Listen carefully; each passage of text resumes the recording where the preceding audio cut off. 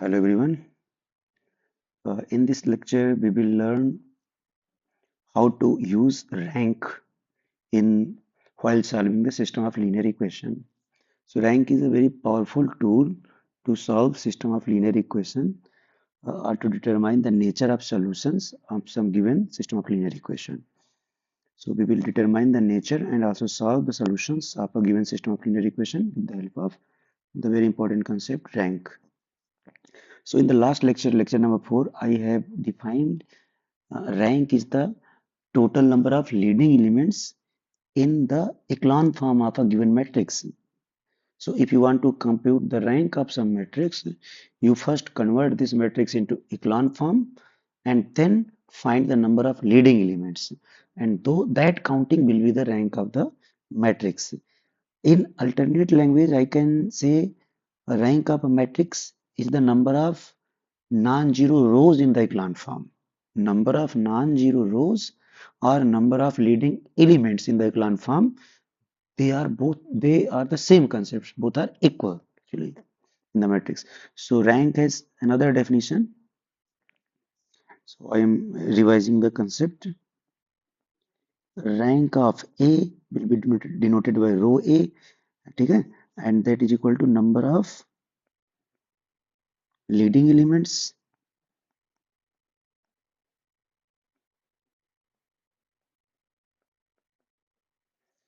and second is number of leading elements in echelon form. It is very important. Your matrix must be in the echelon form. Then you can count the number of leading elements. Yeah, number of non-zero rows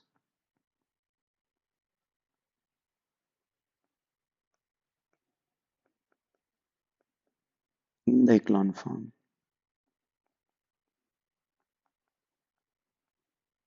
Okay, so both are the same things. For example, 1 0 0 minus 1 0 1 minus 1 2 0 0 0 1 and 0 0 0 0. Observe that this matrix is already in the echelon form. So the first row has this as a leading element, second row has this as a leading element, and third row this as a leading element. And all the leading elements are following a pattern of echelon. Echelon means ladder type सीढ़ी नुमा pattern बना रहा है मतलब next row का जो leading element है वो उसके पहले वाली रो के लीडिंग एलिमेंट के राइट में है ठीक है तो ऐसे केस को हम बोलते हैं इक्लॉन form I will talk about reduced echelon form later. So this is a matrix which is already in echelon form. So there are how many leading elements? So it has 3 leading elements. Okay. So this is a leading element. This is the leading element. This is the leading element. What was the leading element? Leading element is the first non-zero entry of a row in the echelon form. Okay. So there are 3 uh, first non-zero elements in the 3 rows. So rank of A equal to 3 and also you can see there are 3 non-zero rows. Last row is 0. So you have only 3 non-zero rows. So the rank of A equal to 3 and both the things are coinciding. So this is the concept of rank. Now I am moving one step ahead. We are talking about reduced echelon form. तो नया concept हमारे सामने आ गया है reduced echelon form. Reduced echelon form. आपने सीखा echelon form. Now we are learning reduced echelon form. While converting our matrix into echelon form, uh, we are using few steps. पहला step क्या था? What was the first step? See.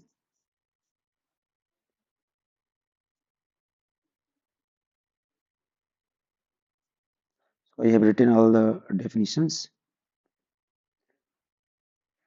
First, all zero rows are at the bottom. This is the first condition. And second condition, the first non-zero entry of a row is in the right of the first non-zero entry of the row above it. Second condition. And third condition is below the first non-zero entry of a row, all the other entries should be zero. मतलब जो भी आपने रो की first entry ली है उस first non zero entry के नीचे वाले सारे एलिमेंट जीरो होने चाहिए।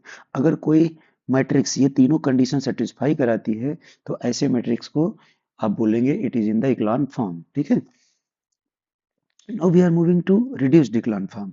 तो अगर आपकी कोई मैट्रिक्स है उसको आपको कन्वर्ट करना है रिड्यूस इक्लान फॉर्म में, तो सबसे पहले आप इक्लान फॉर्म के जो जो स्टेप्स है उनको फॉलो करके इसको इक्लान फॉर्म में कन्वर्ट कर दीजिए। इक्लान फॉर्म में कन्वर्ट करते ही आपका 90% काम ऑलमोस्ट डन हो चुका है while converting into reduced echelon form. अब रिड्यूस्ड इक्लान फॉर्म में दो चीजों का ध्यान रखना है। पहली चीज, क्योंकि आपने अपनी मैट्रिक्स को इक्लान फॉर्म में कन्वर्ट कर लिया, you know how to convert in echelon form. Echelon form में जो लीडिंग एलिमेंट आएंगे उन सबको वन बनाना है, तो आपका चौथा स्टेप आ गया। और वन बनाने के बाद लीडिंग एलिमेंट के नीचे तो जीरो होता ही है इक्लान फॉर्म में, बट आपको लीडिंग एलिमेंट के ऊपर भी जीरो करना है। ठीक है। तो ये दो कंडीशन और ऐड हो जाएंगी।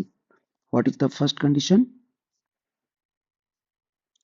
Let me right. A matrix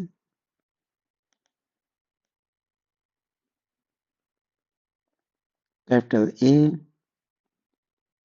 is in the reduced echelon form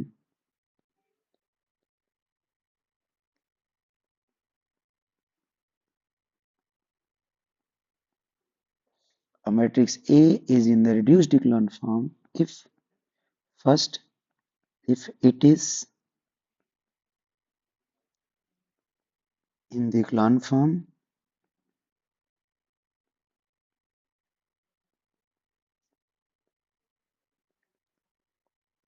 further satisfying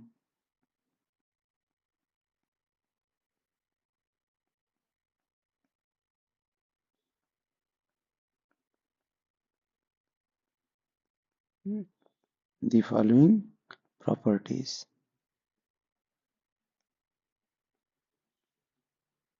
You need not to memorize these definitions. Okay, I am just writing to let let you know. Satisfying the following properties.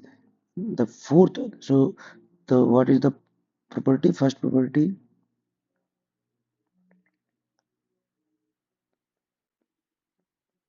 all the leading elements must sit with one.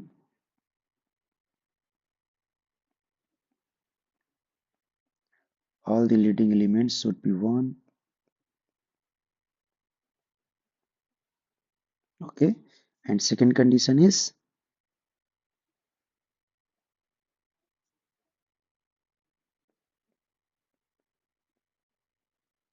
all the elements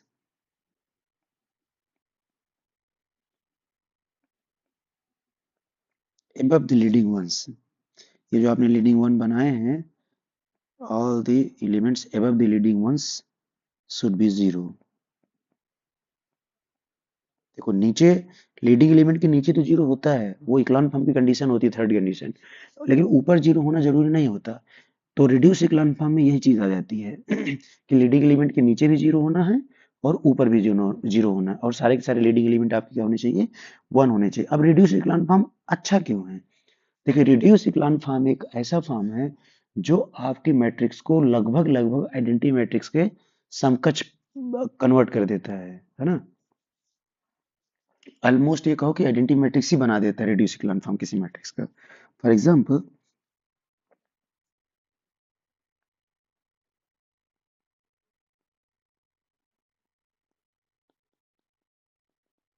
for example, let me take a matrix A of 3 cross 4 order. I am not taking identity matrix because it is not good idea to take always identity matrix. So there are various situations where we may not encounter identity matrices.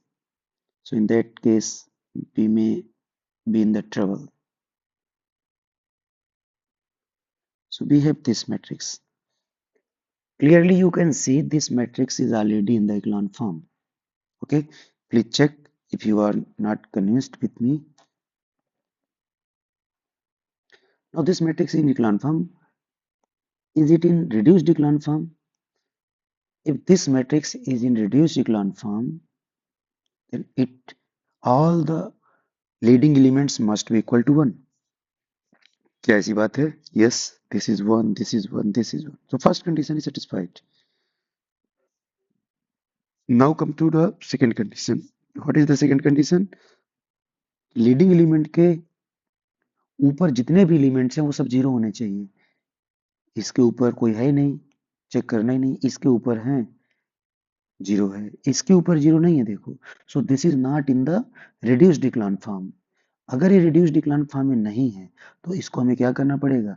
With the help of elementary row operation बनाएंगे. तो our target is to create here zero. And how to create? With the help of this element. तो आपको किस row को change करना है? You want to change in row 2 but with the help of row 3. और रो 3 में 2 से multiply कराएंगे, 2 बनाएंगे, क्योंकि यहाँ पर जब तक 2 नहीं बनेगा आप जीरो बना नहीं सकते, सेपरेट करना है क्योंकि. तो आपने लास्ट वाली रो को 2 से मल्टीप्लाई कराया और सेकंड रो में उसको सब्ट्रैक्ट कर दिया. तो आपको क्या मिला? 0 1 0 0 1 0. Now this matrix in the reduced echelon form. अगर आप ध्यान से देखो तो ये मैट्रिक्स आपका आइडेंटिटी दिख रहा होगा. ये पोर्शन पूरी मैट्रिक्स को नहीं देखना है आपको, just take a square part. So this is identity matrix. Have seen? देखो ये इक्लान फॉर्म में था, बट इक्लान फॉर्म ये आइडेंटिटी मैट्रिक्स नहीं था, देखो. But this was identity matrix. So that's why mathematician prefers matrices to be identity matrix, because these matrices reduces lots of labor work. Okay, तो जब भी कभी ऐसे इंस्टेंसेस आएंगे, कोशिश करो कि आप रिड्यूस्ड इक्लान फॉर्म में कन्वर्ट करो, क्योंकि वहां से क्वेश्चन सॉल्व करना बहुत आसान होता है. और रिड्यूस इक्लान फॉर्म करने में बहुत मेहनत नहीं करनी है आपको, मुश्किल से 2 स्टेप और लगते हैं. ठीक है, अब क्वेश्चन करते हैं. क्वेश्चन है, अच्छा मैं आपको क्वेश्चन देता हूँ. देखो कुछ एग्जाम्पल करते हैं. पहला एग्जाम्पल तो नहीं था. Come to second example.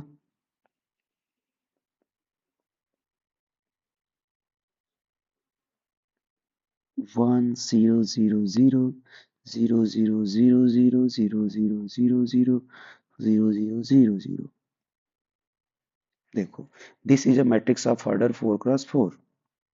Observe that first row has a first non-zero element 1 and rest of the rows have no non-zero element. I mean rest of the rows are zeros row of zeros. तो अब सारी कहानी खत्म हो गई.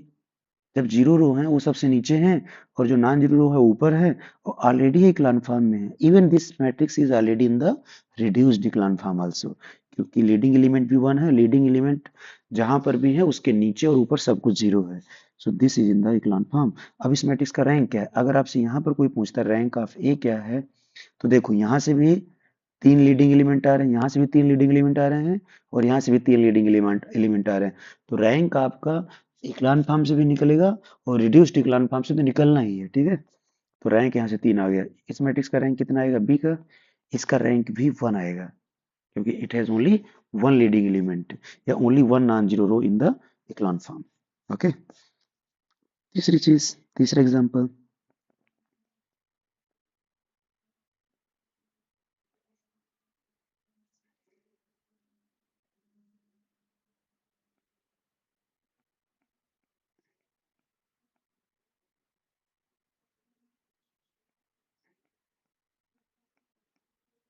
This is the matrix.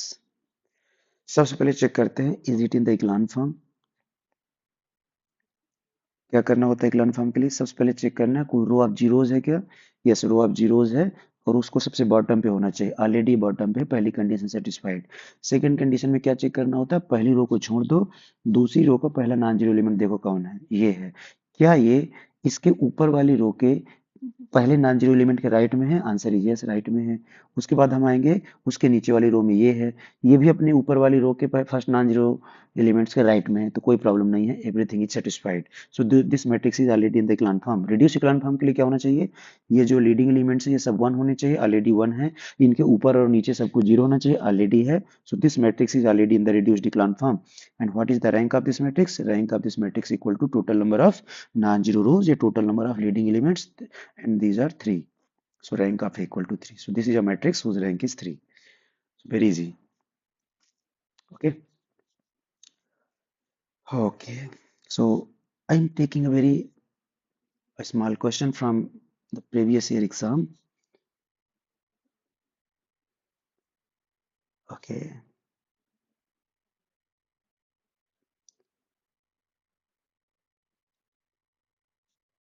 Okay. So I'm taking this one.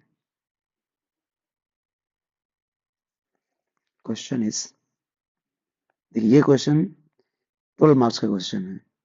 अगर exam में आएगा तो 12 मार्क्स का क्वेश्चन ऐसा आ सकता है. आई एम नॉट सेइंग कि यही क्वेश्चन आएगा एग्जाम में, बट ऐसे क्वेश्चन आ सकते हैं. Question is,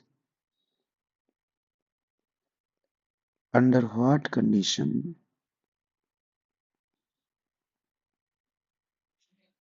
the rank of the following matrix,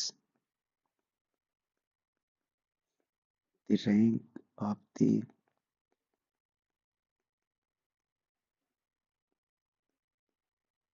following matrix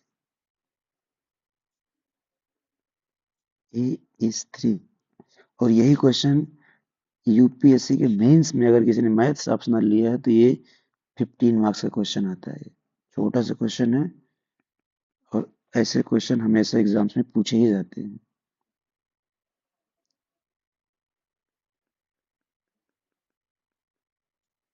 Is it possible for the rank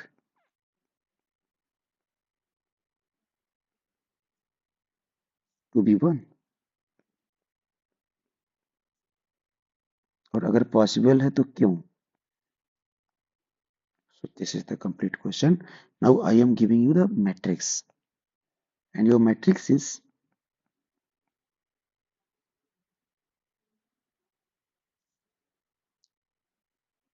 242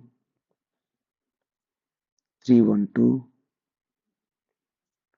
10x. So this is the matrix. Now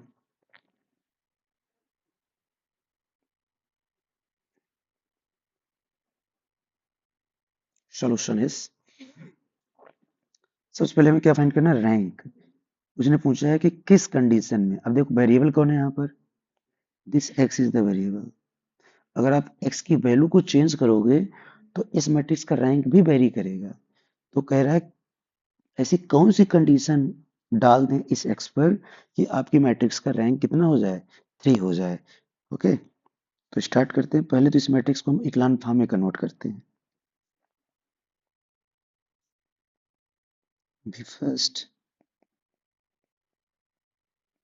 क्योंकि rank का question without इक्लान form के solve नहीं होगा. We first convert A into echelon form.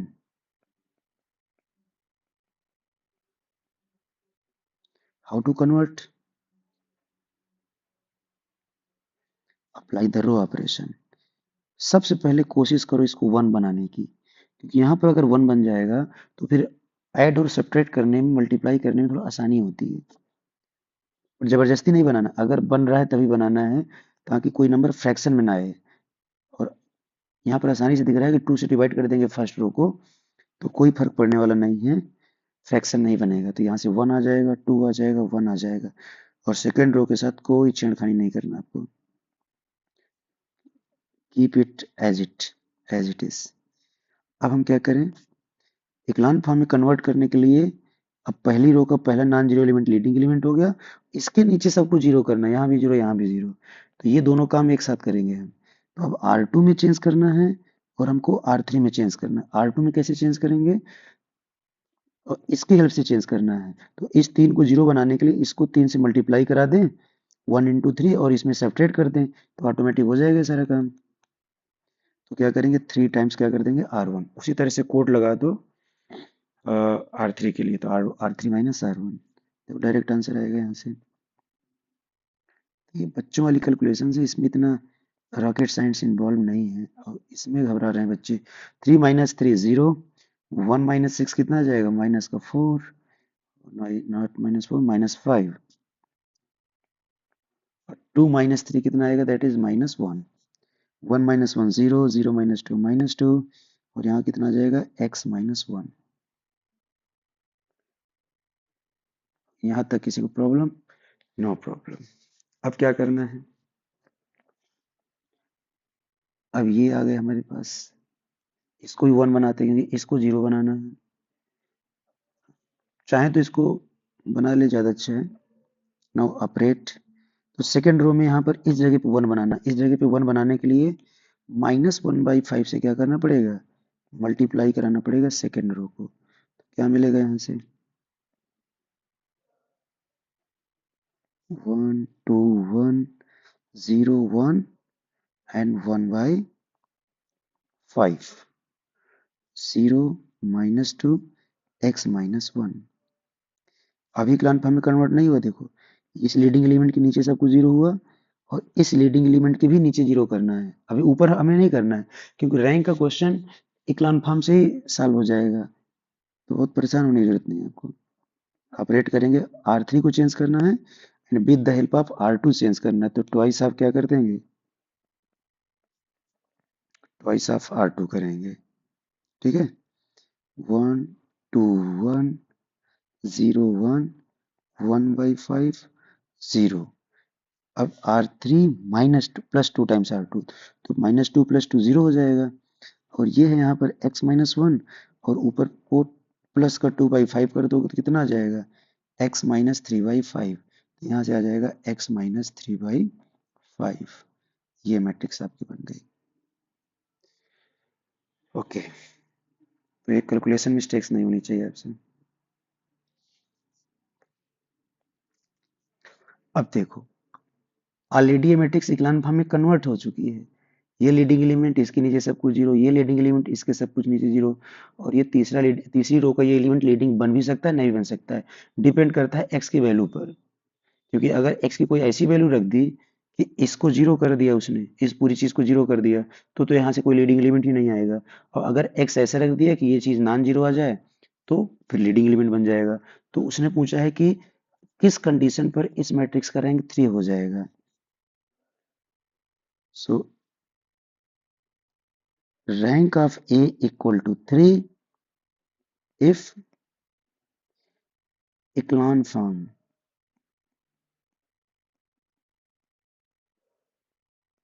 has 3 leading elements। कितने leading element हो जाएं? 3 leading elements. अभी से ध्यान से देखो तो इक्लान फॉर्म में 2 लीडिंग एलिमेंट आपको क्लियरली दिख रहे हैं, एक ये वाला और एक ये वाला। अगर इसको भी लीडिंग एलिमेंट बना लें तो हमारा काम चल जाएगा। और ये लीडिंग एलिमेंट तभी बनेगा जब x की ऐसी वैल्यू रखें जो ये पूरी चीज नॉन जीरो आ जाए। और आप जानते हो x -3/5 नॉन जीरो कब होगा? जब x की वैल्यू 3/5 के बराबर ना हो। इसका मतलब x -3/5 जीरो कब होगा? जब x की वैल्यू 3/5 हो। So for this value of x, this matrix has only rank 2. But if x is not equal to 3/5, this matrix will have rank 3. Okay. So this is the argument for getting rank 3. And this is possible.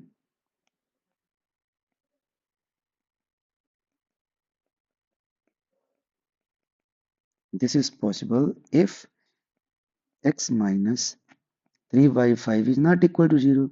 इसका मतलब x is not equal to 3/5। ये आ गया। मतलब अगर आपका x 3/5 के equal नहीं है तो इस मैट्रिक्स का रैंक कितना हो जाएगा? 3 हो जाएगा।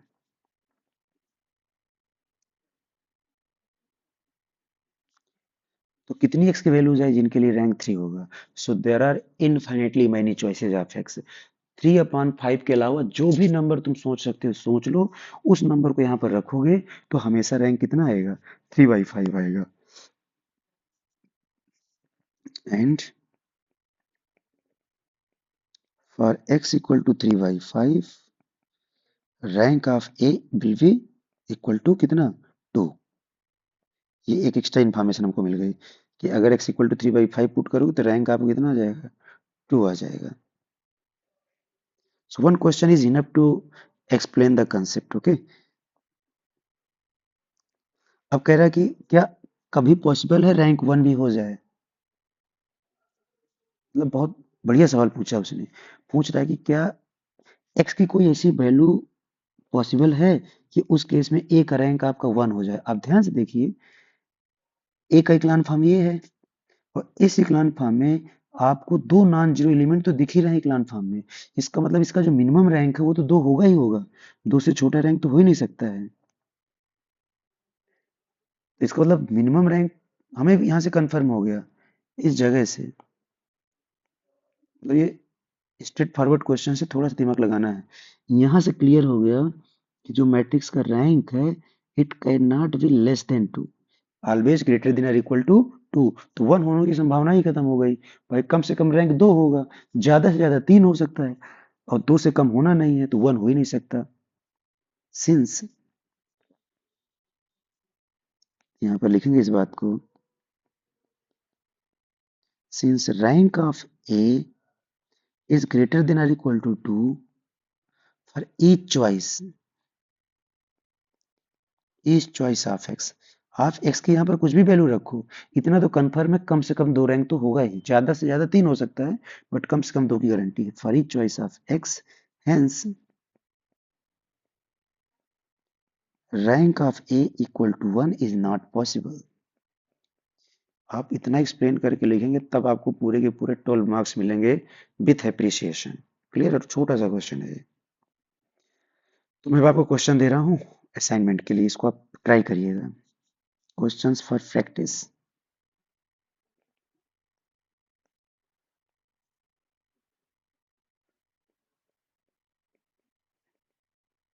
Practice questions.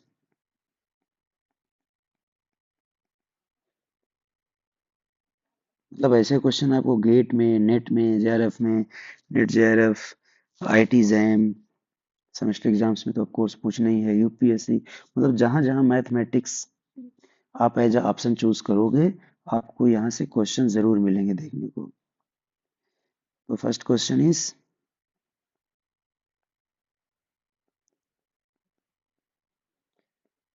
Find the rank of first matrix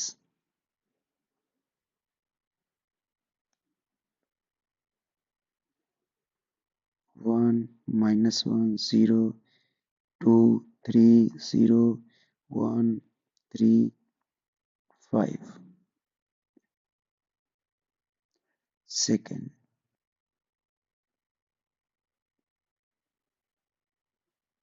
3 4 -1 0 0 0 -1 0 -1। ठीक है। Third question,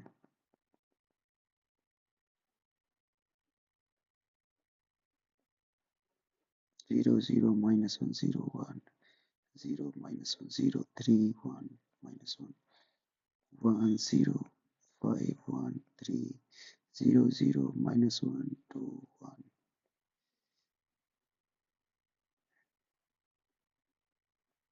So we have three matrices। ठीक है। अब दूसरा टाइप का क्वेश्चन क्या है?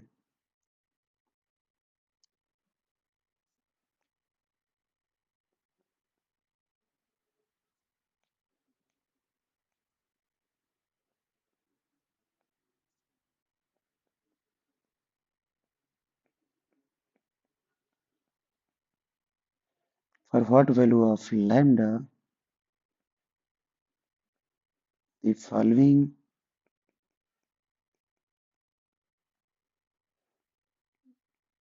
matrix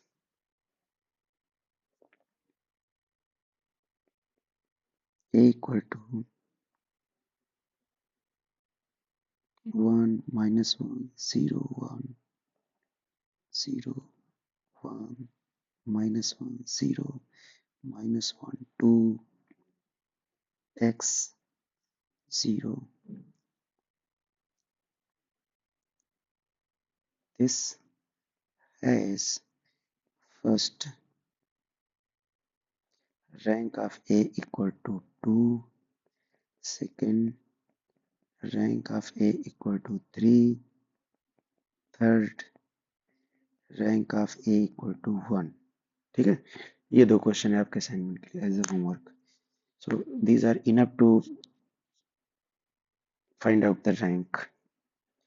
now we move to most awaited topic, system of linear equation. Okay, कितने मिनट का लेक्चर हो गया ये? It is almost 30 minutes. 10 minute और इस पे देते हैं. सिस्टम ऑफ लीनियर इक्वेशन क्या होता है वो समझते हैं. Now we are solving system of linear equation.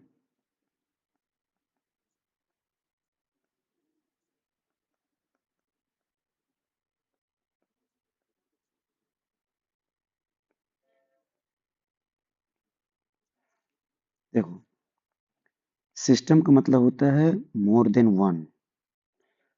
Linear का मतलब होता है जो भी आपके वेरिएबल्स अपीयर हो रहे हैं इक्वेशंस में, उनका पावर कितना होना चाहिए? वन होना चाहिए. मैंने ये नहीं कहा कि एक वेरिएबल अपीयर होगा, मैंने ये कहा जितने भी वेरिएबल अपीयर हो रहे हैं उन सब का पावर वन होना चाहिए. तो ऐसे केस में ऐसे एक्सप्रेशन या इक्वेशन को लीनियर कहा जाता है. फॉर एग्जाम्पल, मैंने लिखा x plus y equal to 6. ये सिस्टम नहीं है अभी, ये एक सिंगल इक्वेशन है. जब भी कभी हम एक से ज्यादा इक्वेशन या एक्सप्रेशन को डील करेंगे या एक से ज्यादा ऑब्जेक्ट होंगे हमारे पास, तो ऐसे समूह को, ऐसे कलेक्शन ऑफ ऑब्जेक्ट्स को हम क्या बोलेंगे? सिस्टम. तो जब हम इक्वेशन की बातचीत करेंगे तो ऐसे कलेक्शन को हम क्या बोलेंगे? सिस्टम ऑफ लीनियर इक्वेशंस या system of equations. So this is a single linear equation. But अगर इसी में मैं एक और इक्वेशन चिपका दूं, 2x minus 6y equal to 1, so now both the equations will become system of linear equation. ये दोनों इक्वेशन अगर बोलेंगे तो दो हैं, बट अगर मैं बोलूंगा सिस्टम कितने हैं, तो आंसर इज वन. एक ही सिस्टम है. और उस सिस्टम के अंदर ऑब्जेक्ट कौन कौन से हैं? तो ऑब्जेक्ट्स हैं दो लीनियर इक्वेशंस. अब आपका टारगेट क्या है? What is your goal? Your goal is to find out the right amount of x and y such that if you substitute the value of x and y in both the equations, the equation satisfies. मतलब आपको दुनिया से x और y ढूंढ के लाना है, और उन दोनों x और y की वैल्यू को आप इस इक्वेशन में रखो तो भी सेटिस्फाई कर जाए, और इस इक्वेशन में रखो तो भी सेटिस्फाई कर जाए. तो ऐसे x और y के पेयर को हम बोलते हैं सॉल्यूशन ऑफ दिस सिस्टम. हाँ, ऐसा हो सकता है कि जो पहली इक्वेशन है इसके पास सिर्फ, ध्यान समझिएगा क्या कहना चाह रहा हूँ. जैसे एक इक्वेशन है, इसको as a individual equation treat करो. Treat this as a individual equation. इसके पास हो सकता है 100 सोल्यूशन हो. जब इस सोल्यूशन को सॉल्व करने बैठो तो हो सकता है 150 सोल्यूशन हो इसके पास. ठीक है. I am not talking about the exact solutions, I am just taking the rough idea. Suppose करो पहले के पास 100 सोल्यूशन है, इसके पास 150 सोल्यूशन. ऐसा हो सकता है कि इन 100 में से और इन 50 में से चार पांच ऐसे सोल्यूशन हो जो इसको भी सेटिस्फाई करा रहे हो और इसको भी सेटिस्फाई करा रहे हो. तो आपसे अगर पूछता है कि सिस्टम के सोल्यूशन बताओ, तो आप कौन से सोल्यूशन बताओगे? ये जो चार पांच सोल्यूशन आपने इन दोनों से कॉमन निकाले, वो सोल्यूशन आप सिस्टम के बताओगे, ना कि ये 100 और ये 150. ठीक है. इन दोनों का सिस्टम ऑफ लीनियर इक्वेशन के सोल्यूशन में कोई महत्व नहीं है. It has no relevance. But relevant solution कौन से हैं? जो दोनों में कॉमन है, जो इसको भी सेटिस्फाई करा दें और इसको भी सेटिस्फाई करा दें, तो इसको बोलते हैं solution of the system of linear equation. Got it? मैं और इक्वेशन भी ले सकता हूँ.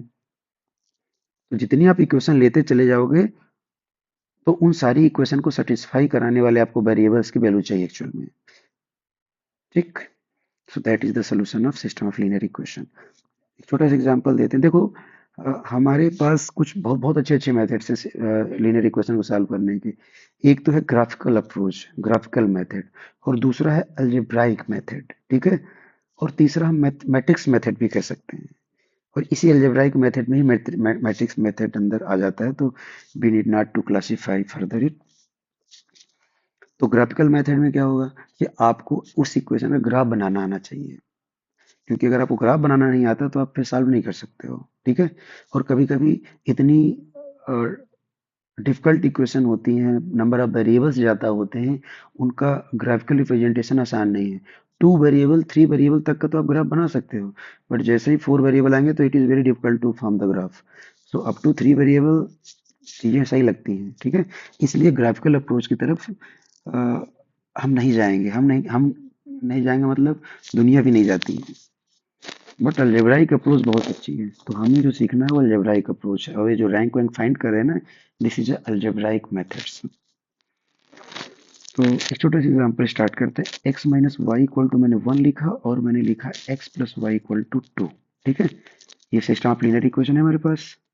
सो this is a system of linear equation. अब हमें इसका सोल्यूशन चाहिए। देखो, जब पहली इक्वेशन के पास देखो सोल्यूशन कौन कौन से हैं। अगर तुमने यहाँ पर x की वैल्यू 0 रखी तो y की वैल्यू कितनी आ जाएगी, -1। अगर आपने x की वैल्यू 2 रखी तो y की वैल्यू कितनी आ जाएगी, -3। अगर आपने यहाँ 4 रखा तो इट इज क्लियर कि यहाँ पर कितना आएगा, -5।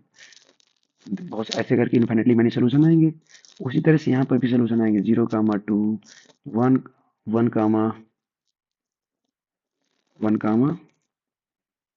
1,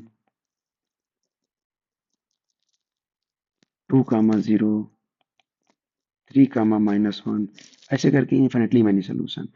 अब इन दोनों में से कोई ना कोई सोल्यूशन कॉमन जरूर होगा, हमें पता लगाना हो इस कॉमन सोल्यूशन। देखो सॉल्व कर लेते हैं। This is the first equation, this is the second equation. इन दोनों को ऐड किया तो यहाँ से आ जाएगा twice of x equal to 3। So this implies x equal to 3/2। और इस x की वैल्यू किसी एक इक्वेशन में सब्स्टिट्यूट कर दो तो वहां से इसकी वैल्यू आ जाएगी, y की वैल्यू आ जाएगी। तो y इक्वल टू आ जाएगा आपका 3/2 माइनस का प्लस का 2, दैट इज इक्वल टू 1/2। तो x और y की वैल्यू ये आ गई। अब इसमें रखोगे तो इसको भी सेटिस्फाई कराएगा, इसमें रखोगे तो इसको भी सेटिस्फाई कराएगा। ठीक है, बट हमें इस मेथड से नहीं सॉल्व करना है। ये तो 9th 10th में आपने ऑलरेडी सॉल्व कर लिया। हम कुछ एडवांस चीज करेंगे। एक ऐसा मेथड सीखेंगे जिससे आप कई हजार इक्वेशंस को, हजार वेरिएबल में सिस्टम ऑफ लीनियर इक्वेशन को सॉल्व कर लें। We will solve that kind of things. Okay, for example मैं 3 वेरिएबल में 3 इक्वेशन लिखता हूँ। x plus y plus z equal to 1, x plus z equal to 2, minus x plus y minus 2z equal to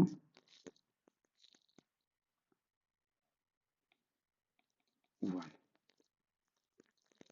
ये तीनों चीजें आई। अब ध्यान से देखना इन चीजों, -x plus y minus 2z equal to 1, x plus z equal to 2, x plus y plus z equal to 1। ठीक है, अब ये जो तीन इक्वेशन 3 वेरिएबल में, तो इनको हम एक्चुअली मैट्रिक्स मेथड से सॉल्व करेंगे। इन विच मेथड, मैट्रिक्स मेथड। तो अभी आपको बताता हूँ मैट्रिक्स मेथड क्या है। बट उसके पहले मैं क्लासिफाई करना चाहता हूँ सिस्टम ऑफ लीनियर इक्वेशन को, होमोजीनियस और non homogeneous. System of linear equation दो तरह का होता है। कौन कौन सा?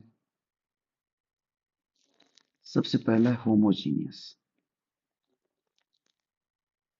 चलो नॉन होमोजीनियस लिखते हैं सबसे पहले। Non homogeneous.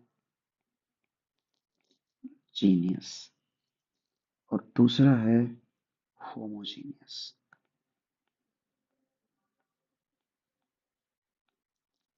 दूसरा कौन सा है, होमोजीनियस।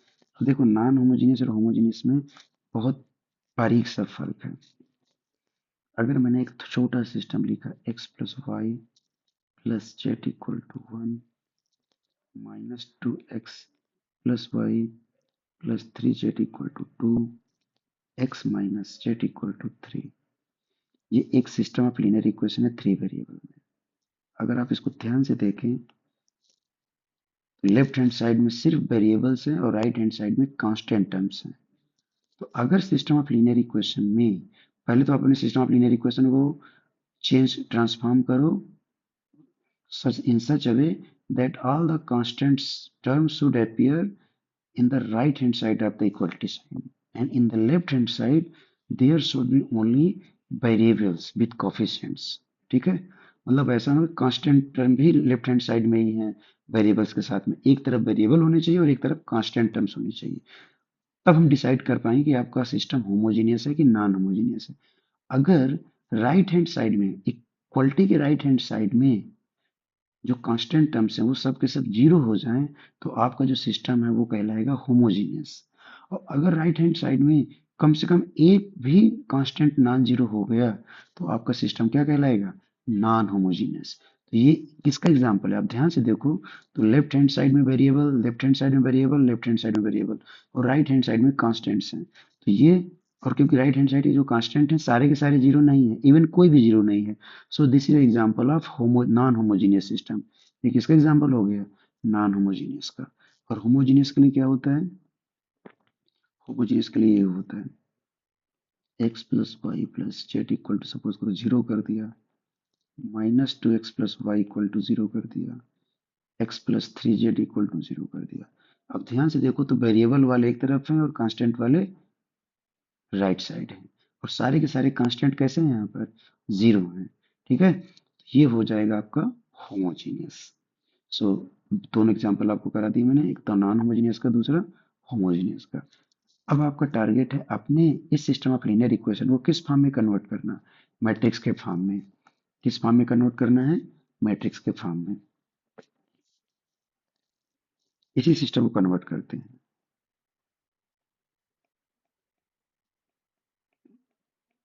कन्वर्टिंग इनटू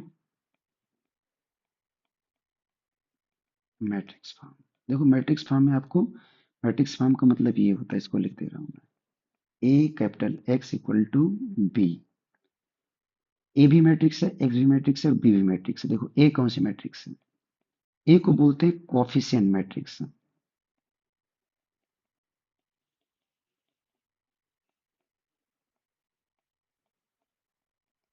कौन सी मैट्रिक्स बोलेंगे, coefficient matrix is the coefficient matrix. अब कोफिशिएंट मैट्रिक्स का मतलब होता है जो वेरिएबल्स हैं उनके कोफिशिएंट, कितने वेरिएबल हैं, जितने वेरिएबल होंगे उतने ही कॉलम बनाएंगे हम। So we have three variables in the first system x y z, so we will form three columns, और जितने इक्वेशन है उतने रो बनेंगे। ठीक है, ये चीज ध्यान रखना, जितने वेरिएबल हैं उतने कॉलम्स, और जितनी इक्वेशंस है उतने रो। तो तीन वेरिएबल तीन कॉलम्स, तीन वेरिएबल तीन इक्वेशंस, तो 3 बाई 3 की मैट्रिक्स बनेगी ये। तो देखो एक्स के कोफिशिएंट पहले लिखो। तो पहली वाली इक्वेशन में एक्स का कोफिशिएंट कितना है, 1 है। दूसरी वाली इक्वेशन में एक्स का कोफिशिएंट कितना है, -2। तीसरी वाली इक्वेशन में एक्स का कोफिशिएंट कितना है, 1। एक्स का काम पूरा हो गया। Now come to y. Y variable में वाई का कोफिशिएंट क्या क्या है, पहली इक्वेशन में 1 है, दूसरी इक्वेशन में 1 है, और तीसरी इक्वेशन में देखो वाई है ही नहीं।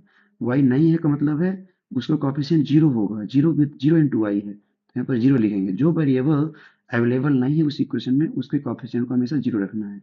Now come two variable Z. Z variable का कोफिशिएंट चेक करो, यहाँ पर 1, -3 and -1। Work is done.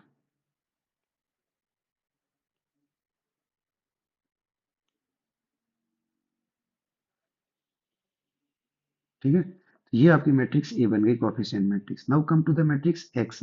X का मतलब है matrix of variable matrix, matrix of variables, matrix या कॉलम बोलो, मैट्रिक्स और कॉलम ऑफ वेरिएबल्स। अब क्या है ये, कितने वेरिएबल हैं, so there are three variables x y and z, x y and z. अब बी क्या है, जो बी होता है this is the column of constant terms, column of constant terms. दुनिया में इसको ऑगमेंटेड कॉलम कहा जाता है। सो दिस कॉलम इज 1 2 3, और सीक्वेंस में चलेंगे, ऐसा ना हो कि आप 3 को ऊपर रख दे 2 को, क्योंकि आपने एक्स वाई जेड जिस पैटर्न में आपने यहाँ लिखा है उसी पैटर्न में आपका ये भी रहेगा यहाँ पर। ठीक है, तो हमने तीनों चीजें लिख दी। अब आप अगर ए एक्स इक्वल टू, तो ए आपका ये, एक्स इक्वल टू ये, बी इक्वल टू ये, यहाँ किसी को कोई problem, no problem at all. ठीक है, तो इस तरह से रहेगा। अब आपको क्या करना है, दो मैट्रिसेस बनानी है। एक तो कोफिशिएंट मैट्रिक्स आपको दिख गई, और एक ऐसी मैट्रिक्स बनाएंगे जिसमें कोफिशिएंट मैट्रिक्स भी हो और साथ में उसमें कांस्टेंट टर्म्स भी हो। तो ऐसे मैट्रिक्स को बोला जाएगा ऑगमेंटेड मैट्रिक्स। एक नया टर्म आया, बहुत इंपॉर्टेंट टर्म है ये, augmented matrix.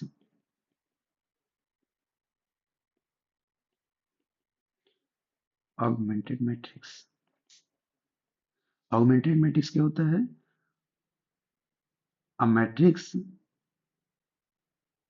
which constitutes coefficient matrix as well as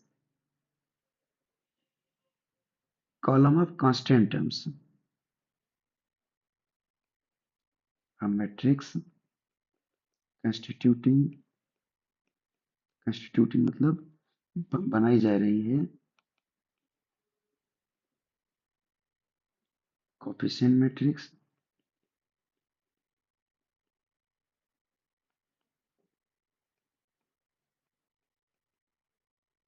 and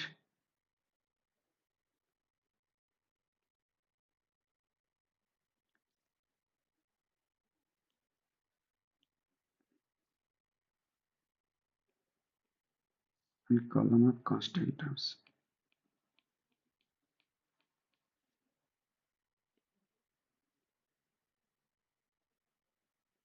Column of constants is called augmented matrix. देखो डेफिनेशन आपको मेमोराइज नहीं करनी है ना, ये टाइम जैसे जैसे टाइम पास होगा आप इनके साथ नजदीकियां बढ़ाएंगे तो धीरे धीरे आपको समझ में आने लग जाएंगे लिखना क्या है ना। ये मुझे रटी नहीं है लेकिन मैं जस्ट तुरंत फॉर्म कर लेता हूँ इनको। Matrix constituting coefficient matrix and column of a constant term is called augmented matrix.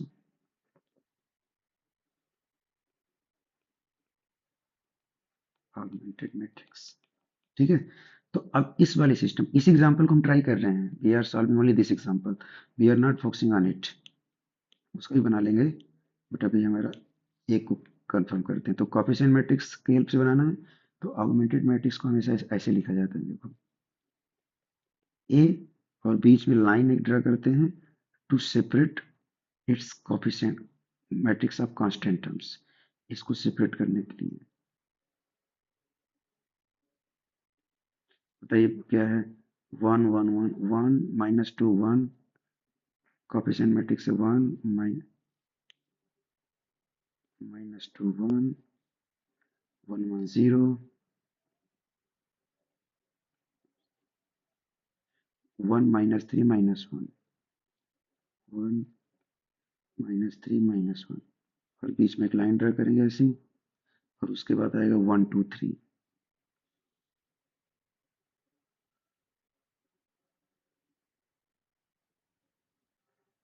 ये आपका आ गया augmented matrix, this is the augmented matrix. ठीक है। अब आपको क्या करना है, अभी आपने सीखा है, जस्ट अभी थोड़ी देर पहले सीखा कि मैट्रिक्स का रैंक कैसे निकालते हैं। और देखो रैंक कैसे सॉल्यूशन बताएगा इसके। अब देखो हम हम लेके चल रहे हैं, किसको लेके चल रहे हैं, नॉन होमोजेनियस सिस्टम को। आपका नॉन होमोजेनियस सिस्टम कैसा होगा, X equal to B type का, this is your non homogeneous system. ठीक है, अब इसको हम लोग नेक्स्ट लेक्चर में कवर करेंगे। अभी आप सिर्फ ऑगमेंटेड मैट्रिक्स बनाना सीखो, आपके लिए कुछ मैं प्रैक्टिस क्वेश्चन देता हूँ इसी में। Question form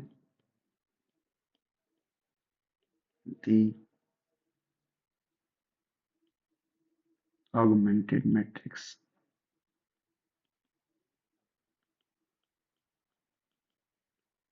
of the following systems।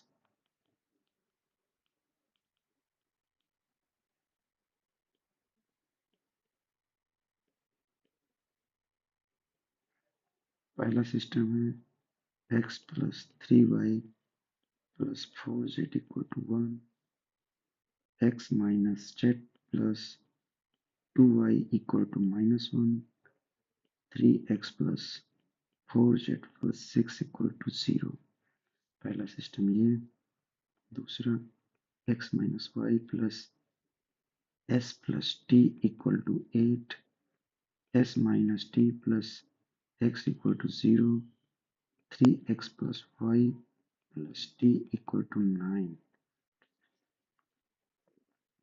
Now come to third system, x plus y minus z equal to 1, x plus y minus z plus w equal to 3, 3x plus w equal to 4, y plus 3w equal to 8। ये आपके पास total तीन system लिखे हुए हैं। इनका आपको augmented matrix बनाना है, ठीक है। अब मैं आपको इसका डायरेक्ट ऑगमेंटेड, अच्छा, मैं ऑगमेंटेड मैट्रिक्स आपको एक का बना के दिखा रहा हूँ, कोई एग्जांपल करा रहा हूँ आपको। जैसे मैंने लिखा x plus y minus z plus 60 equal to 1, 3x plus y plus 8 equal to 1, x plus z equal to 5, यहाँ पर जीरो कर देता। अब इसका मुझे ऑगमेंटेड मैट्रिक्स, अब ध्यान से देखो, पहले आपको चेक करना है कि आपके जो वेरिएबल्स हैं वो सारे के सारे लेफ्ट में होने चाहिए, और कांस्टेंट टर्म्स मतलब वेरिएबल के अलावा जो भी है वो सब राइट साइड में होना चाहिए। पहली इक्वेशन में ठीक था, दूसरी इक्वेशन में देखा तो 8 गड़बड़ कर रहा था, इस 8 को हमने तुरंत भगा दिया राइट साइड में। तो p transfer 8 towards the right, so it will get -8। अब आपको वेरिएबल देखिए, तुरंत वेरिएबल काउंट करिए कितने वेरिएबल्स हैं, एक्स वाई जेड और टी, तो 4 कॉलम आएंगे, ठीक है। तो एक्स के कोफिशिएंट बताओ कितने आएंगे। पहली इक्वेशन से यहाँ से 1 आएगा, यहाँ से 3 आएगा, और यहाँ से 1 3 1। वाई कोफिशिएंट पहली इक्वेशन से 1, दूसरी इक्वेशन से 1, तीसरी इक्वेशन से 0। अब जेड का कोफिशिएंट पहली इक्वेशन से -1, दूसरी इक्वेशन में है ही नहीं, तीसरी इक्वेशन में 1। अब टी का कोफिशिएंट देखिए 6, दूसरी इक्वेशन में है ही नहीं, तीसरी इक्वेशन में है ही नहीं। लास्ट में लाइन ड्रा करेंगे एक, और लास्ट में कांस्टेंट टर्म्स, तो 1, यहाँ पर कितना आ जाएगा 1। I think my pencil is discharged, let me charge it first. Last वाला कॉलम क्या बन जाएगा आपका, 1 -8 एंड 5। Okay, 1 not charged. तो इस तरह से करेंगे हम लोग। तो लास्ट वाला कॉलम आपका आ जाएगा 1 -8 and 5।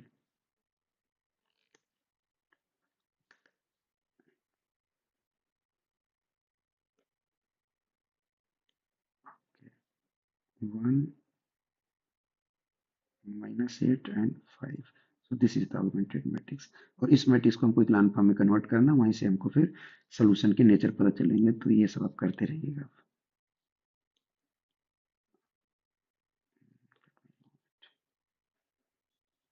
Okay, so I am stopping.